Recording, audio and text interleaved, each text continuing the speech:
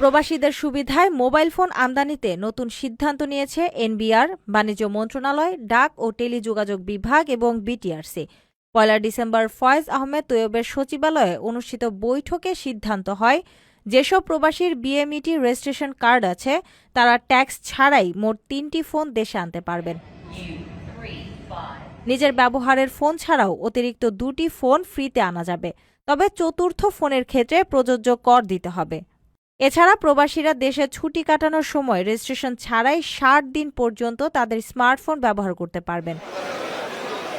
৬০ দিনের বেশি অবস্থান করলে ফোন রেজিস্ট্রেশন বাধ্যতামূলক। যাদের বিএমইটি কার্ড নেই তারা নিজের ব্যবহারের ফোনের পাশাপাশি মাত্র একটি অতিরিক্ত ফোন ফ্রিতে আনতে পারবেন।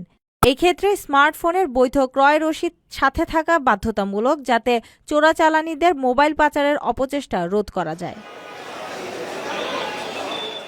আপনার স্বপ্নগুলো আকাশ ছুবে প্রবাসীর হেলিকপ্টারের মাধ্যমে। বিয়ে, জন্মদিন অথবা যে কোনো বিশেষ প্রয়োজনে হেলিকপ্টার ভাড়া করতে যোগাযোগ করুন স্ক্রিনে দেয়া নাম্বারে। প্রবাসীর হেলিকপ্টার, নিরাপদ ও সাশ্রয়ী বাহন।